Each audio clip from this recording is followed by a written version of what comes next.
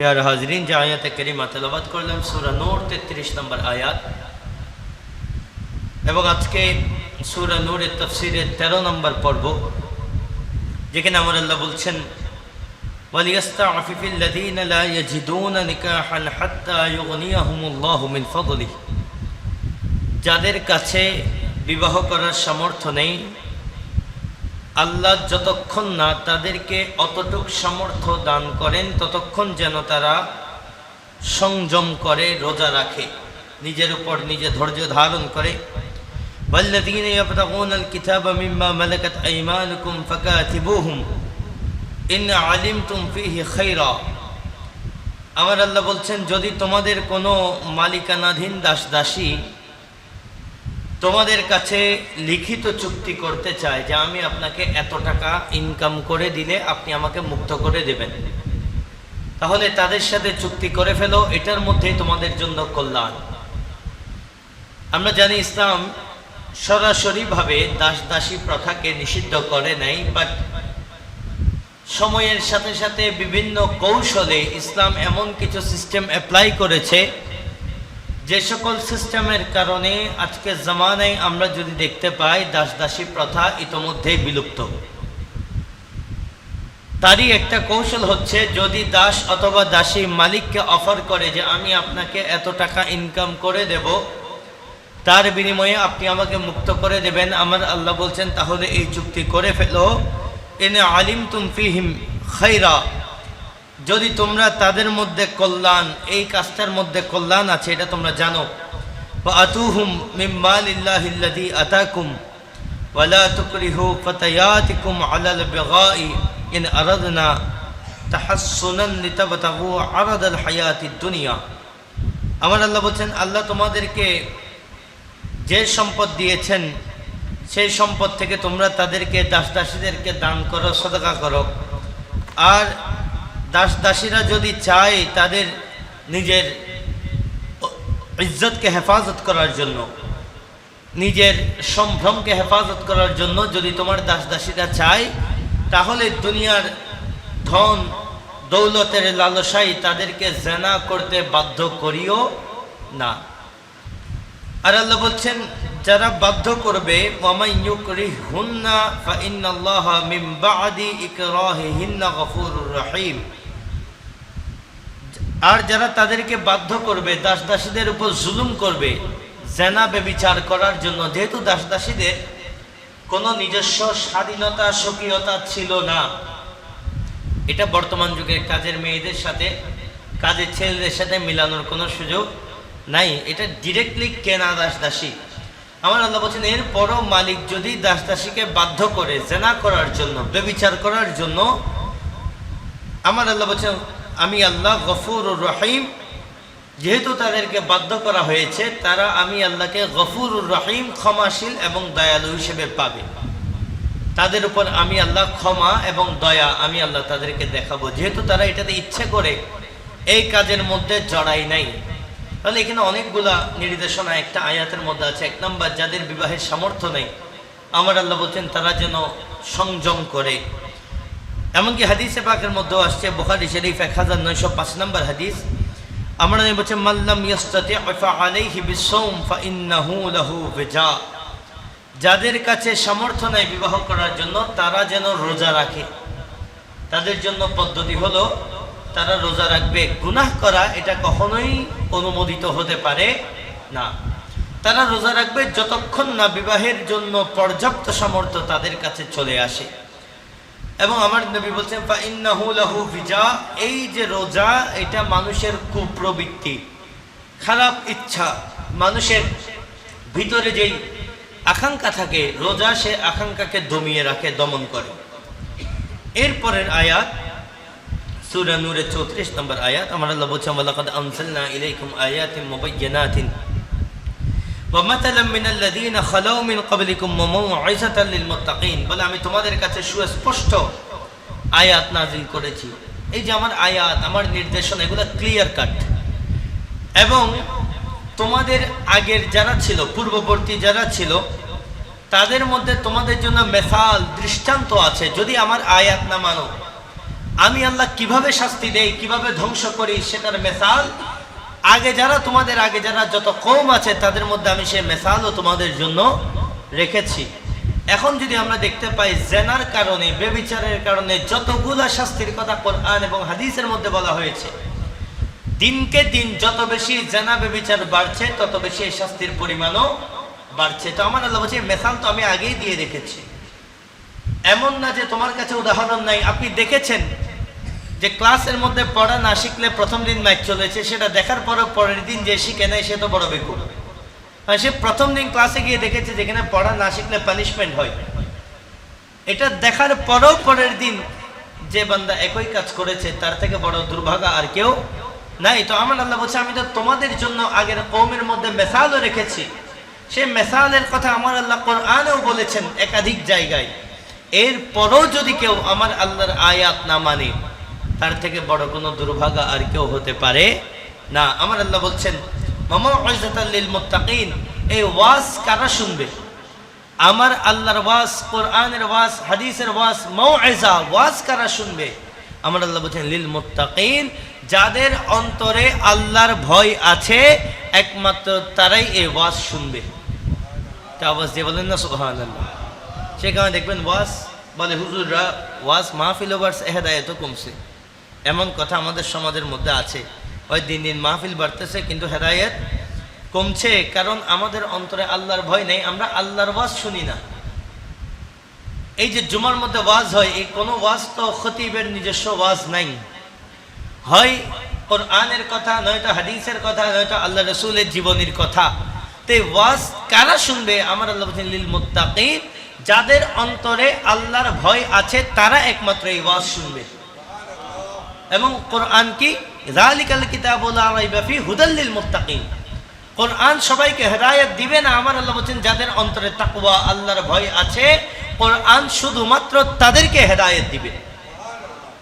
তাহলে এক নম্বরে তাকওয়া, আল্লাহর ভয় না থাকলে কোরআন বলেন, হাদিস বলেন, ওয়াজ বলেন, কোনো কিছু বান্দাকে হেদায়েত দিতে পারবে না, যতই শুনবে কানের বাহিরে। মসজিদ থেকে শুনে বের হবে সুবহানাল্লাহ, আলহামদুলিল্লাহ, নাউজুবিল্লাহ সব বলে, বের হওয়ার পরও ওগুলোর উপর আমাদের আমল হবে না যদি না অন্তরে আল্লাহর ভয় থাকে। যার অন্তরে আল্লাহর ভয় আছে সে অন্তত আফসোস করবে যে আল্লাহ আমি কি কাজ করছি, আমি যেগুলা করছি এগুলাতে তো আল্লাহ নারাজ হচ্ছে। এই খেয়াল অন্তত ওই বান্দার অন্তরে আসবে, চেষ্টা করবে নিজেকে হেদায়েত করার জন্য। আল্লাহ আমাদের সকলের অন্তরে তাকওয়া নসিব করুক, সবাই বলি আমিন। প্যারে হাজরিন, যে আয়াত এই সূরার অন্যতম মৌলিক আয়াত, যে আয়াতের কারণে এই সূরাকে সূরাতুন নূর বলা হয়। সূরাতুন নূর এই সূরার 35 নম্বর আয়াত, যেখানে আমার আল্লাহ বলছেন আল্লাহু নূরুস সামাওয়াতি ওয়াল আরদ। এটা আওয়াজ দিয়ে বলেন না সুবহানাল্লাহ। আমার আল্লাহ বলছেন আল্লাহ আসমান এবং জমিনের নূর, আসমান এবং জমিনের নূর। উলামায়ে কেরাম বলছেন এই 35 নম্বর আয়াতের সাথে আগের আয়াতগুলোর কিছু রিলেশন আছে, কানেকশন আছে। এক নম্বর বলে কোরআনে যত কায়দা কানুন, নিয়ম কানুন আছে সব আল্লাহর পক্ষ থেকে, এবং হেদায়েতের নূরও আসে আল্লাহর পক্ষ থেকে। হেদায়েতের নূর কার পক্ষ থেকে? আল্লাহর পক্ষ থেকে। মানে কোরআন এবং হাদিস হচ্ছে ওই হেদায়েতের নূরের রোশনি, যার আলোতে, কোরআন এবং হাদিসের আলোতে আল্লাহ আসমান এবং জমিনকে আলোকিত করেন। 2 নম্বর বলে এতক্ষণ পর্যন্ত 34টা আয়াত আমরা পেয়েছি, যার মধ্যে জেনার শাস্তি, কযফের শাস্তি, বিভিন্ন রকমের শাস্তির বর্ণনা হয়েছে। আমার আল্লাহ এই যে পাপের বর্ণনা দিলেন, এই পাপ থেকে যদি জুলুমাত, অন্ধকার থেকে যদি নূরের দিকে আসতে হয়, ওই নূর হচ্ছে আল্লাহর হুকুম এবং আহকাম। আল্লাহর হুকুম এবং আহকাম, এটাই নূর। ইমাম মুহাম্মদ বিন আবু বকর রাজি রহমতুল্লাহি আলাইহি বলছেন নূর মানে আলো। নূর মানে, সবাই বলেন নূর মানে আলো। আর ইমাম আল্লামা মীর সৈয়দ শরীফ আলী বিন মোহাম্মদ সুরজানি রহমতুল্লাহ আলাইহি বলছেন নূর ওই জাত, নূর ওই জিনিসকে বলা হয় যেটাকে চোখ সবার আগে দেখে। জোরে বলেন না সুবহানাল্লাহ। যেটাকে চোখ সবার আগে দেখে এবং যেটার বদৌলতে মানুষ অন্য জিনিসকেও দেখে। একটা উদাহরণ দিই, গভীর রাত, এই জায়গার মধ্যে মিম্বরটা আছে না নাই? কিন্তু রাতের অন্ধকারে এটাকে দেখা যায় না। যখন একটা লাইট জ্বালানো হয় সাথে সাথে অদৃশ্য বস্তু আমাদের চোখে দেখা যায়। উলামায়ে কেরাম বলছেন তার মানে আগে আমার চোখে নূর আসতে হবে। যখন কারো চোখে নূর আসে ওই নূরের বদৌলতে বাকি দুনিয়া দেখার সুযোগ হয়। ওই নূর, যার দুনিয়াবি জিনিস দেখার নূর হাসিল হয়েছে সে দুনিয়ার জিনিস দেখে, আর যাকে খোদা তাআলা নিজের নূর দান করেন সে দুনিয়াও দেখে, দুনিয়ার ওই পারকেও সে দেখতে পারে। এমনও বান্দা আছে দুনিয়ার জমিনে কদম রেখে কবরের মধ্যে কি চলে বলতে পারে, বলে কেন? আমি তো পারি না। আপনি কিভাবে পারেন? প্রশ্ন আসে তো। কারণ আমার চোখের মধ্যে কবরের ভিতরে দেখার যে নূর, সেই নূর আমার চোখে আসে নাই। আর যে বান্দা দেখছে দুনিয়ার জমিনে দাঁড়িয়ে কবর দেখতে পাচ্ছে, ওই বান্দার চোখের মধ্যে আমার আল্লাহ সেই নূর দান করেছে। আমার আল্লাহর নূর 99টা নামের মধ্যে আমার আল্লাহর আসমাউল হোসনা, এর মধ্যে আমার আল্লাহর একটা নাম হচ্ছে আন-নূর। একটা নাম কি? এই সূরার নাম কি? সূরাতুন, সবাই বলেন সূরাতুন। আল্লাহর নাম হচ্ছে আন-নূর। এই যে নূর, তিবিয়ানুল কোরআনের মধ্যে ইমাম রাজি রাহমাতুল্লাহি আলাইহি বলছেন, বলে এখানে আল্লাহু নূরুস সামাওয়াতি ওয়াল আরদ, আল্লাহ জমিন এবং আসমানের নূর। এই কথার দ্বারা উদ্দেশ্য হলো আলহামদুলিল্লাহিল্লাযী খালাকাস সামাওয়াতি ওয়াল আরদা ওয়া জাআলা যুলুমাতি ওয়ান নূর, যে আমার আল্লাহ অন্ধকার এবং আলোর সৃষ্টিকর্তা। অন্ধকারকে বানিয়েছেন কে? আলো বানিয়েছেন কে? যাকে ইচ্ছা আমার আল্লাহ আলো নসিব করেন, আর যাকে ইচ্ছা আমার আল্লাহ অন্ধকারের মধ্যে ডুবিয়ে রাখেন। যাকে ইচ্ছা অন্ধকারের মধ্যে ডুবিয়ে রাখেন, আর যাকে ইচ্ছা আলো নসিব করেন। দেখেন, আমারও দুইটা চোখ, আবার আমাদের সমাজে যাদের গ্লাসের পাওয়ার +5, +6, +7, তাদেরও চোখের মধ্যে কি আমার 4টা তার 2টা এরকম কোনো হিসাব আছে? আমারও 2টা, তারও। আমি যা দেখি সে তা দেখে, বলেন না? আমি যা দেখি সে তা দেখে। তো এটা নূরের বিষয়। যার চোখ যতটুক মুনাব্বার আল্লাহ তাকে ততটুক দেখান। যার চোখ যতটুক পাওয়ারফুল, এই পাওয়ার দিয়েছেন কে? আরো আওয়াজ দিয়ে বলেন, কি দিয়েছেন কে? যাকে আল্লাহ যতটুক পাওয়ার দিয়েছেন সে ততটুক দেখে। এটা তো চোখের পাওয়ার। এবার আসেন কলবের পাওয়ার। এক একজনের কলব, সবার কাছে কলব আছে। কারো কলব পাপ করতে করতে দাগ হয়ে গিয়েছে, আর কারো কলব আল্লাহকে রাজি করতে করতে এমন হাল হয়েছে দুনিয়ার জমিনে বসে, বাংলাদেশের এক কর্নারে বসে চোখ বন্ধ করলে মদিনাতুল মুনাওয়ারা নসিব হয়ে যায়। এটা পাওয়ারের বিষয়। এমন না যে আপনারও কলব আছে আমারও কলব আছে, আপনারও চোখ আছে আমারও চোখ আছে। ভাই, আমারও চোখ আছে। ওই যে বান্দা চোখে কম দেখে তারও তো চোখ আছে, কিন্তু চোখ থাকলেই সমান হওয়া যায় না। কান আমারও আছে। আবার যে বান্দা ইয়ারপিস লাগাইতে হয় তারও কান আছে। সে কানে মেশিন না লাগাইলে শুনে না, আমি কানে মেশিন ছাড়া শুনতে পারি। তো কান তো দুইজনেরই 2টা করে 4টা, কিন্তু 2 কান কখনো এক সমান হয় না। তো ওই বান্দা বড় বদনসিব যে বলে রসুল আমার মতো। রসুলেরও চোখ আছে, আমারও চোখ আছে। যেখানে আমার আর আপনার চোখ পাওয়ারের কারণে বেশ কম হয়ে যায়, বান্দার মধ্যে যেখানে এত ফারাক, সেখানে নূরানি নবীর নূরানি চোখ তো কখনো আমাদের সমান হইতে পারে। এটাই তো আমাদের ঈমান। আল্লাহু নূরুস সামাওয়াতি ওয়াল আরদ। হযরত আব্দুল্লাহ ইবনে আব্বাস রাদিয়াল্লাহু তাআলা আনহু বলছেন, বলে এখানে নূর মানে হেদায়েত। নূর মানে হেদায়েত। বলে একটা কোরআনের আয়াতও অ্যাড করে দিলেন, তাফসীরুল কোরআন বিল কোরআন, কোরআন দিয়ে কোরআনের তাফসীর। উনি দলিল কি দিচ্ছেন? বলে আল্লাহু ওয়ালিউল্লাযীনা আমানু ইউখরিজুহুম মিনাজ যুলুমাতি ইলান নূর। বলে আল্লাহ মুমিনদের অভিভাবক, তিনি মুমিনদেরকে অন্ধকার থেকে আলোর দিকে নিয়ে আসেন। তো জোরে বলেন না সুবহানাল্লাহ। যেখানে সাধারণ মুমিনদের অভিভাবক হচ্ছেন কে? আরো জোরে বলেন কে? অন্ধকার থেকে আলোর দিকে নিয়ে আসেন। সেখানে কোনো এক জালেম বলছেন, বলে আমার নবীও নাকি শয়তান থেকে রক্ষা পায় নাই। যেখানে কোরআন বলছে মুমিনদেরকে আল্লাহ অন্ধকার থেকে আলোতে আনেন, অভিভাবকত্ব নিয়েছেন আল্লাহ, গার্ডিয়ান হচ্ছেন আল্লাহ, সেখানে আমার নবীকে শয়তানে পেয়েছে, এটা বললে কোন বান্দার ঈমান থাকে? 2 দিন আগে ভিডিও বক্তব্য দেখলাম, বলে আমার নবীও শয়তানের হাত থেকে রেহাই পায়নি। আল্লাহ এরকম জালেমদের হাত থেকে আমাদেরকে হেফাজত করুন। মনে হচ্ছে পাওয়ার পরে মাথা আরো বেশি আওলাই গেছে। আগে তো আওলানো কথাবার্তা বলতো, এখন আরো বেশি বলে। কারণ কি জানেন? আল্লাহ আমাদেরকে আপনাদেরকে সতর্ক করছেন। এরপরও যদি আমি আপনি অন্ধকারে থাকি, বুঝতে হবে আল্লাহ আমাদের থেকে অভিভাবকত্ব তুলে নিয়েছেন। যাদের উপর আল্লাহ যাদের ওলি হয়েছেন, আল্লাহু ওয়ালিউল্লাযিনা আমানু, ইমানদারদের ওলি হচ্ছেন আল্লাহ। তো ওলি হিসেবে আল্লাহর দায়িত্ব কি? বলে ইউখরিজুহুম মিনাজ যুলুমাতি ইলান নূর, আল্লাহ ইমানদারদেরকে অন্ধকার থেকে আলোর দিকে নিয়ে যান। এরপর আমার আল্লাহর অনেকগুলা শান এখানে আসছে, যেটা তাফসীরে নাঈমের মধ্যে আসছে। বলে আল্লাহু নূরুস সামাওয়াতি ওয়াল আরদ, এটার দ্বারা আমার আল্লাহ মুরাদ হচ্ছে ওগো দুনিয়াবাসী, যদি এই দুনিয়ার জমিনে হায়াতে জিন্দেগির মধ্যে আমি আল্লাহর নূর দেখতে চাও, তাহলে আমার নবীর মুস্তাফার নূরকে দেখে নাও। দুনিয়ার জমিনে আল্লাহু নূরুস সামাওয়াতি ওয়াল আরদ, আল্লাহ আসমান ও জমিনের নূর। কেমনে বুঝবো? বলে যদি বুঝতে চাও মদিনার কামলিওয়ালা নবীর নূরকে দেখো, আমি আল্লাহর নূরকে বুঝতে পারবা।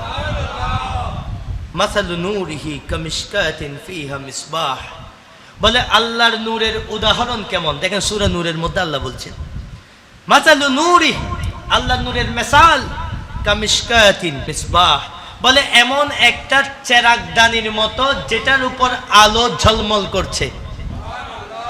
তাফসীরে নাঈমের মধ্যে আসছে, বলে এই যে চেরাগদানি যেটার উপর চেরাগ জ্বালানো হয়, বলে এই দুনিয়ার জমিনে আমার আল্লাহর নূরের মিশকাত, আমার আল্লাহর নূরের চেরাগদানি হচ্ছে আমার নবী মুস্তাফা।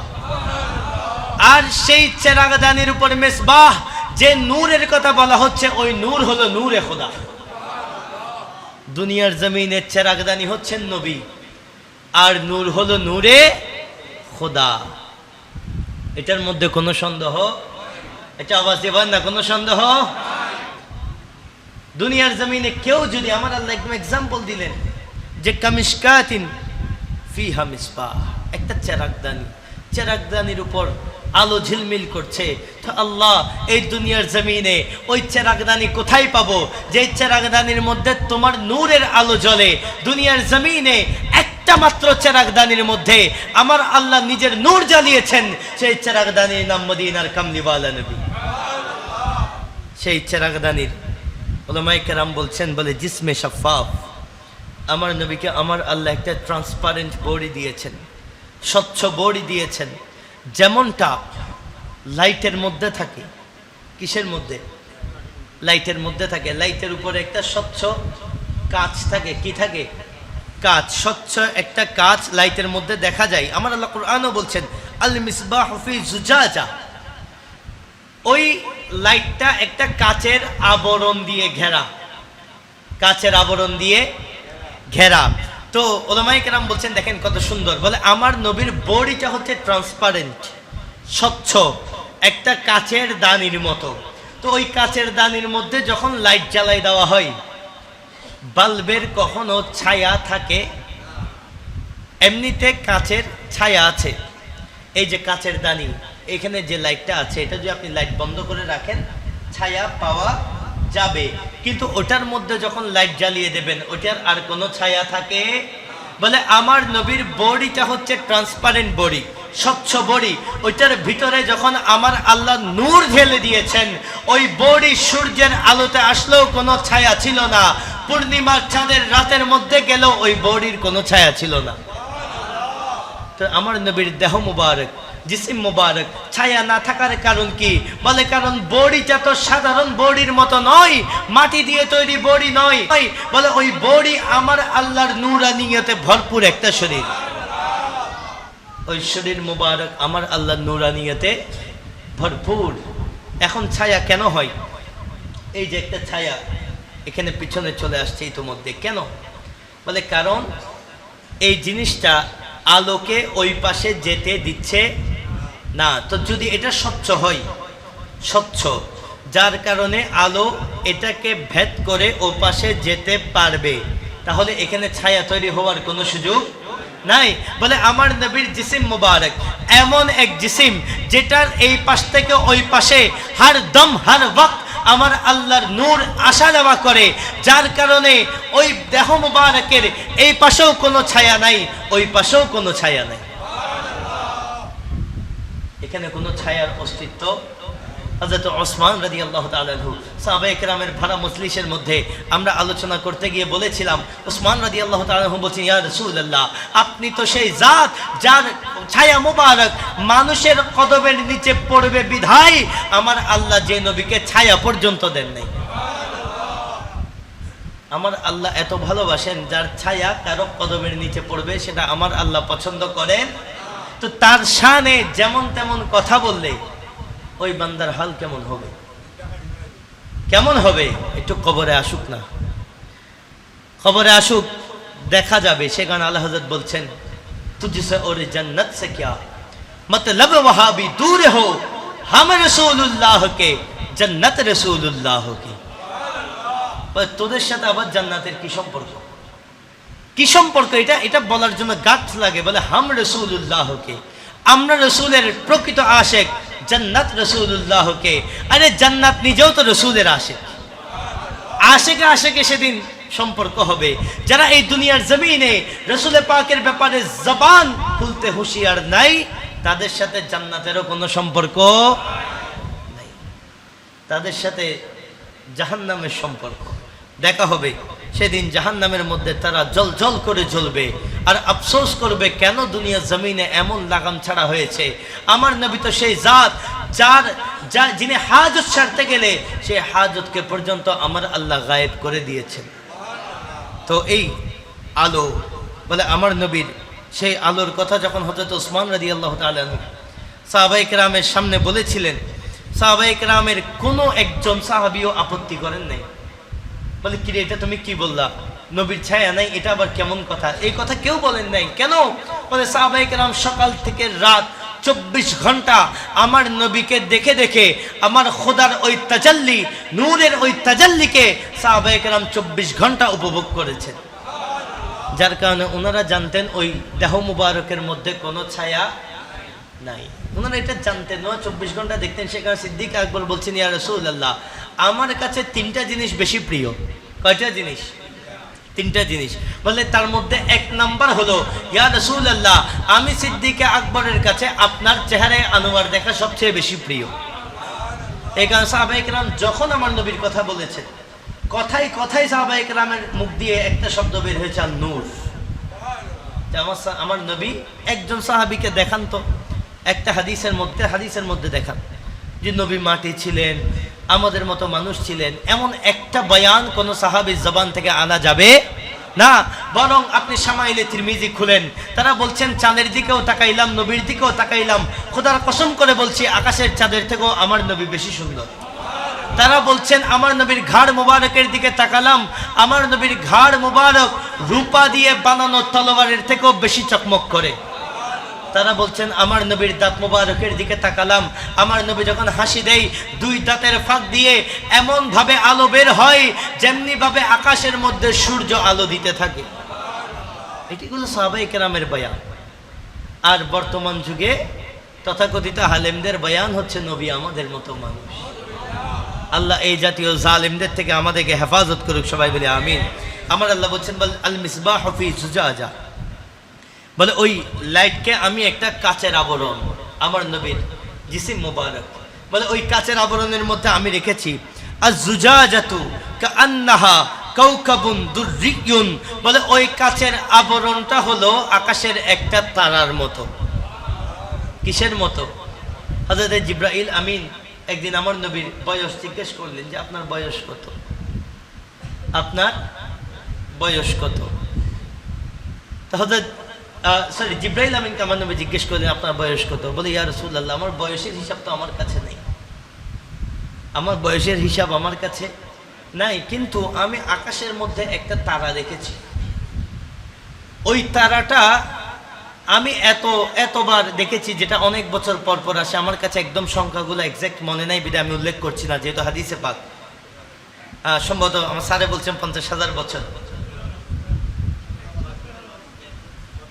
মাশাআল্লাহ, আমার মুসল্লিরা আমার চেয়ে অনেক ক্ষেত্রে ভালো জানেন, আলহামদুলিল্লাহ। এই যে 70,000 বছর, একবার ওঠা একবার নামা। যেহেতু হাদিসে পাক, আমি মঙ্গড়া নিজের মতো বলে দিলে খেয়ানত হবে, যেটা মনে নেই সেটা না বলা ভালো। তো 70,000 বছর। জিবরাইল আমিন বলছেন ইয়া রাসূলুল্লাহ, আমি ওই তারাকে এতবার দেখেছি। আমার নবী বলছেন ওই তারাটা আমি নিজে ছিলাম। তা আমার আল্লাহ কোরআনও বলছেন আমার নবীর কথা যে আয-যুজাজাতু ওই যে একটা স্বচ্ছ কাচের আয়না, ওটা দেখতে একটা তারার মতো। আহা, আমার নবীকে তো আমার আল্লাহ এইভাবে বিভিন্নভাবে বর্ণনা করছেন। কোরআনের কোথাও বলছেন ওয়াশ-শামসি ওয়া দুহাহা, কোথাও বলছেন ওয়ান-নাজমি ইযা হাওয়াহা, আবার কোথাও বলছেন সিরাজুম মুনির। বলে আমার নবী কেমন আলো, সিরাজুম মুনির। ওই আলোকে বলা হয় যেটা শুধু নিজে আলো নয়, বরং দুনিয়ার যত চাঁদ সূর্য তারা আছে সেগুলা যার থেকে আলো নেই তাকে বলা হয় সিরাজুম মুনির। নবী শুধু নিজে নূর না, তার ওসিলায় দুনিয়াতে নূর বন্টন হয়। আলা হযরত বলছেন সুবহ তৈবা মে হুই বটতা হে বড়া নূর কা, সদকা লেনে নূর কা, আয়া হে তারা নূর কা, সলাতুনিয়া।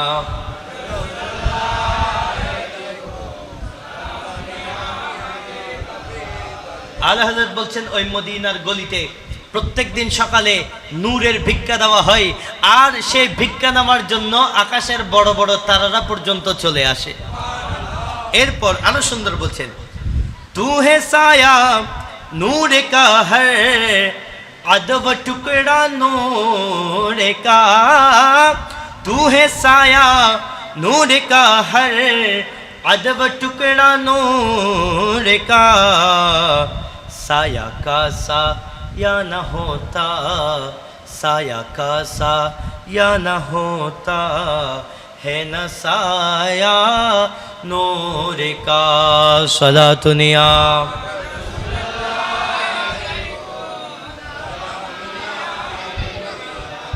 आला हज़रत बोलছেন तू है साया नूर का। बोले या रसूलल्लाह আপনি তো নূর। हर आदब टुकड़ा नूर का, বলে আপনি কেমন নূর। কোন একটা জায়গায় মানুষের চোখের মধ্যে নূর থাকে, কলবে নূর থাকে। বলে ইয়া রাসূলুল্লাহ আপনি এরকম কোন একটা জায়গা নূর নয়, বলে আপনার শরীরের প্রত্যেকটা টুকরা টুকরা নূর। বলে কেমন নূর? বলে সায়া কা সায়া না হোতা, বলে নূরের তো কোনো ছায়া হয় না। নূরের কি হয় না? ছায়া হয় না। হে না ছায়া নূর কা, বলে আপনি তো এমন নূর যার আসলে কোনো ছায়া ছিল না, এমন নূর যার কোনো ছায়া ছিল না। আর আরেক জায়গায় বলছেন वो कमाल हुस्न हुजूर है कि गुमान नक्श जहां नहीं, वही फूल खार से दूर है वो शमा है कि धुआं नहीं। বলে ইয়া রাসূলুল্লাহ আপনি এমন আলো যার কোনো ধোঁয়া পর্যন্ত ছিল না। ধোঁয়াও এক প্রকার ছায়ার মতো তো। বলে এমন আলো যার থেকে আলো বের হতো কিন্তু ধোঁয়া বের হতো না। তো জোরে বলেন না সুবহানাল্লাহ। এভাবে আসে নবীকে বর্ণনা করে একভাবে, আর জালেম নবীকে বর্ণনা করে আরেকভাবে। আল্লাহ আমাদেরকে আশিক হওয়ার তৌফিক দান করুক, সবাই বলে আমিন। এরপর আমার আল্লাহ বলছে ইউকাদু মিন শাজারাতিন মুবারাকা যাইতুনাতিন লা শারকিয়াতিন ওয়ালা গারবিয়া। বলে আমার আল্লাহ খুব সুন্দর করে বর্ণনা করছেন। বলে এই গাছকে জ্বালানো হয় জৈতুন গাছের তেল দিয়ে। জৈতুন গাছের এই আলোটা জ্বালানো হয় জৈতুন গাছের তেল দিয়ে। জৈতুন গাছ এটা অনেক পবিত্র গাছ, শাজারাতিন মুবারাকা। অনেক পবিত্র গাছ। আল্লাহ বলছে এটা আবার লা শাওকিয়াহ ওয়ালা গারবিয়াহ, এটা কোনো পূর্ব পশ্চিমের, এটার মাকাম, এটার জায়গা পূর্বেও না পশ্চিমেও না। তো মাকাম কোথায়? মাকামুহু সিদরাতুল মুনতাহা, বলে এটার মাকাম তো সিদরাতুল মুনতাহাই। একটু আওয়াজ দিয়ে বলেন না সুবহানাল্লাহ। এটার মাকাম দুনিয়ার কোনো পূর্বেও না পশ্চিমেও না। মাকামুহু সিদরাতুল মুনতাহা কাবা কাউসাইনি আও আদনা। আমার নবীর মাকাম কোথায়? বলে আমার আল্লাহ যেখানে নিয়ে বলছেন তীর থেকেও আমি এবং আমার মাহবুব কাছে, আমার নবীর প্রকৃত মাকাম তো সেখানে। মেরাজের রাতে আমার আল্লাহ যেখানে নিয়ে গিয়েছেন প্রকৃত মাকাম কোথায়? সেখানে। এভাবে করে আমার আল্লাহ বলছেন ইয়াকাদু যাইতুহা ইউদিউ ওয়ালাউ লাম তামসাসহু নার, বলে এটা এমনভাবে আলো দিচ্ছে কোনো আগুন তাকে স্পর্শ না করলেও আগুন ছাড়াও এই লাইট আলো দিতে পারে। আগুন ছাড়াও এই লাইট, এগুলো হচ্ছে খুব মেটাফরিক্যাল কথা, এগুলো আল্লাহ কিছু উপমা দিচ্ছেন। এখানে আগুন মানে কি, ওলামায়ে কেরাম এটারও একটা বর্ণনা দিয়েছেন। বলে এখানে আগুন মানে দুনিয়ার আগুন না, যে দুনিয়ার আগুন ছাড়া আমার নবী আলো দেয়, ব্যাপারটা এটা নয়। বলে অন্য মোমবাতিতে আগুন লাগাইতে হয়। কি লাগাইতে হয়? আগুন লাগাইতে হয়, জ্বালাইতে হয়। জ্বালানোর পরে মোমবাতি নিজে পুড়ে অন্যকে আলো দেয়, অন্যকে আলো দেয়। অর্থাৎ আগে মোমবাতির পক্ষ থেকে কিছু স্যাক্রিফাইস করতে হয়। বলে আর আমার নবী কেমন হাবিব, যিনি দুনিয়াতে আসার আগে কোনো কাজ করার আগে আরশে মুআল্লা থেকে শুরু করে সমস্ত আসমানে যার ঢঙ্কা বেজেছে। এখানে কোনো আগুন জ্বালানোর প্রয়োজন হয় নাই, কোনো কষ্ট ছাড়া, কোনো কাজ ছাড়া দুনিয়াতে আসার আগে সমস্ত নবীদের থেকে আমার আল্লাহ যার ব্যাপারে ওয়াদা নিয়েছেন তিনি হলেন নবী মুস্তাফা। আল্লাহ আমাদের সবার অন্তরকে ওই নূর দিয়ে মুনাব্বার করুক, সবাই বলি আমিন। প্রিয় হাজরিন, এভাবে করে আমার আল্লাহ আয়াতের শেষ পর্যায়ে, আমরা আজকের আলোচনারও শেষ পর্যায়ে ইনশাআল্লাহ, আমার আল্লাহ বলছেন নূরুন আলা নূর, নূরুন আলা নূর। এবার আমাদের বলছেন নূরের উপর নূর, নূরের উপর নূর, নূরুন আলা নূর। বলে ওই জাত, যে জাতকে আমি আমার মিসবাহ মিশকাত বানিয়েছি, চেরাগদানি বানিয়েছে, যার উপর আমার নূর জ্বলে, আমার আল্লাহ বলছেন সেটা নূরুন আলা নূর, সেটা নূরুন আলা। এটা সাধারণ নূর না। সাধারণ নূর তো একটা পর্যায়ে গিয়ে থেমে যেতে হয়। জিব্রাইলের নূরও নূর, আমার নবীর নূরও নূর। বলে একটা নূর এক জায়গায় গিয়ে থামতে হয় আর উপরে গেলে জ্বলে যায়। আর যেটাকে আমি আল্লাহ নিজের মিশকাত বানিয়েছি, নিজের চেরাগের চেরাগদানি বানিয়েছি, সেটা নূরুন আলা নূর। সেটা সিদরাতুল মুনতাহা মাকামে কাবা কাউসাইনে গেলেও সেই নূর জ্বলতে থাকে, সেটা পুড়ে না। সাধারণ নূরের সাথে মিলানোর কোনো সুযোগ নাই। এখন বান্দা তো বুঝে না কেমন নূর, সে কারণে না বুঝে মাটি মাটি বলে চিল্লাইতে থাকে। আল্লাহ বান্দাকে বুঝার তৌফিক দান করুক, সবাই বলে আমিন। ইয়াহদিল্লাহু লিনূরিহি মাইয়াশা, আল্লাহ যাকে ইচ্ছা এই নূরের ওসিলায় হেদায়েত দান করেন। ওয়ায়াদরিবুল্লাহুল আমসালা লিন্নাস, এবং আমার আল্লাহ মানুষের জন্য এই মেসাল দিচ্ছেন। মানে এই যে আল্লাহ বারবার বলছেন এই যে একটা চেরাগদানি, তার উপরে চেরাগ, উপরে একটা কাচের আবরণ, তার উপরে আবার এই কাচের আবরণটা দেখতে তারার মতো। এই যে এতগুলো উপমা, বলে এগুলো তোমাদেরকে বোঝানোর জন্য দিচ্ছি, মানুষ যেন বুঝে। মানুষের ব্রেইন তো এত বড় না, মানুষ যেন বুঝে, সেখানে আমার আল্লাহ দুনিয়াবি মেসাল দিচ্ছেন। হ্যাঁ, এটা দুনিয়াবি মেসালের সাথে মিলবে না, তবু আমার আল্লাহ দিচ্ছেন কেন? বলে তোমাদেরকে বোঝানোর জন্য, আমাদেরকে বোঝানোর জন্য। আল্লাহু বিকুল্লি শাইইন আলিম, মানে আমার আল্লাহ তো সব কিছু সম্পর্কে ভালো জানেন। আল্লাহ আমাদেরকেও আমার রসুলের সে নূর দ্বারা আমাদের দুনিয়া আখেরাত উভয় জাহানকে মুনাব্বার করুক, সবাই বলি আমিন। প্যারা হাজরিন, এই আয়াত আল্লাহু নূরুস সামাওয়াতি ওয়াল আরদ, এটাই এই সূরার মৌলিক আয়াত, যেটার কারণে এই সূরার নাম হয়েছে সূরাতুন নূর। অর্থাৎ আমার নবীর মুহাব্বতের উপর এই সূরার নামকরণ হয়েছে। আমার নবীর মুহাব্বতের উপর, আমার নবীকে আমার আল্লাহ কত সুন্দর সুন্দর মেসাল দিয়েছেন, কত সুন্দর সুন্দর মেসাল দিয়েছেন। যে আমার নবী হচ্ছে ওই চেরাগদানি, যার মধ্যে আমার আল্লাহর নূরের চেরাগ জ্বলে, যার মধ্যে আমার আল্লাহর ওই নূরের চেরাগ জ্বলে। আপনার অন্তরে যদি ওই ভালোবাসা নিতে পারেন, ওই চেরাগের এক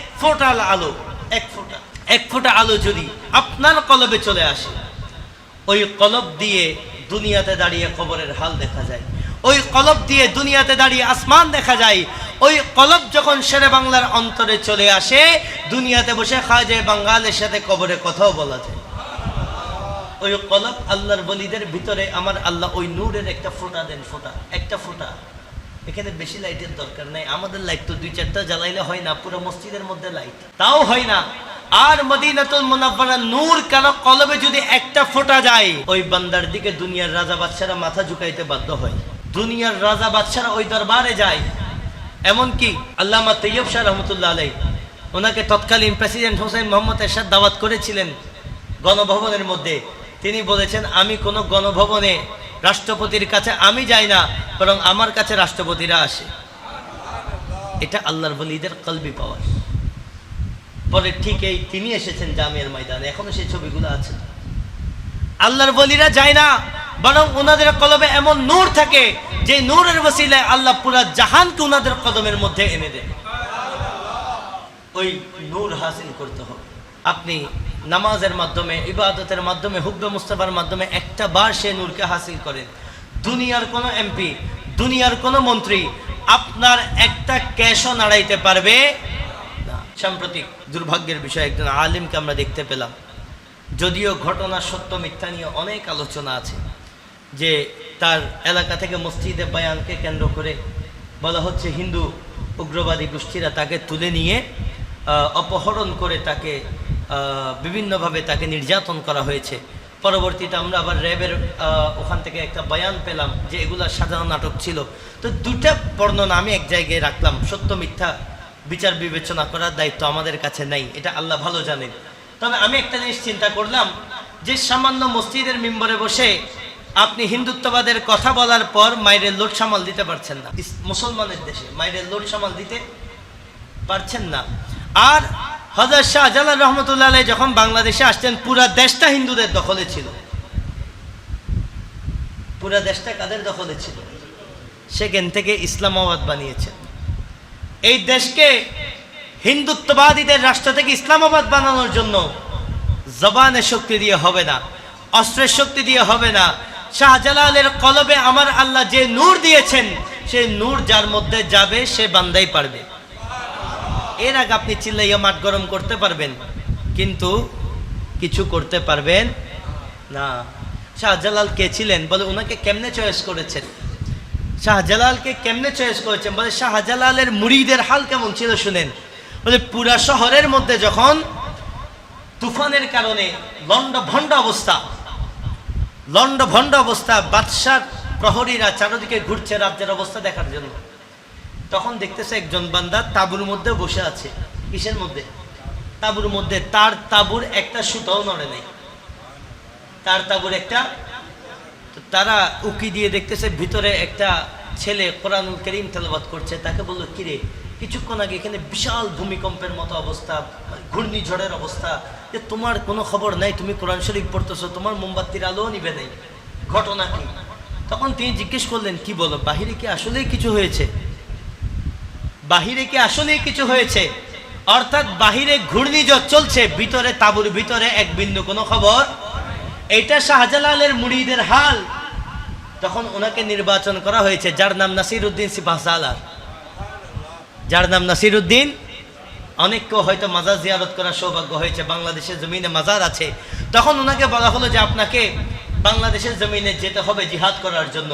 বলে, আচ্ছা আমি তো যাব, যাবার আগে আমার পীর ও মুর্শিদ হযরত শাহজালাল ইয়ামানির একটু সোহবত নিয়ে যাবার দরকার আছে। তো গেলেন হযরত শাহজালালের দরবারে। হযরত শাহজালাল বলছেন, না, তোমাকে একা ছাড়বো না, তো বাংলাদেশে তোমার সাথে আমি নিজেও যাব। তো ওই মুরিদের হাল যদি এরকম হয়, পীরের হাল কেমন ছিল? তো আপনি এখানে গলাবাজি করে কাউকে দমাইতে পারবেন না। কলবের মধ্যে নবীর নূরের একটা ঝটকা আনেন, পুরা জাহান যদি আপনার বিরোধিতা করে, আপনি একা হলেও আপনার শক্তির সাথে কুলাইতে পারবে না। আল্লাহ আমাদেরকে ওই নূরে মুনাব্বর হওয়ার তৌফিক দান করুক। সবাই বলে আমিন।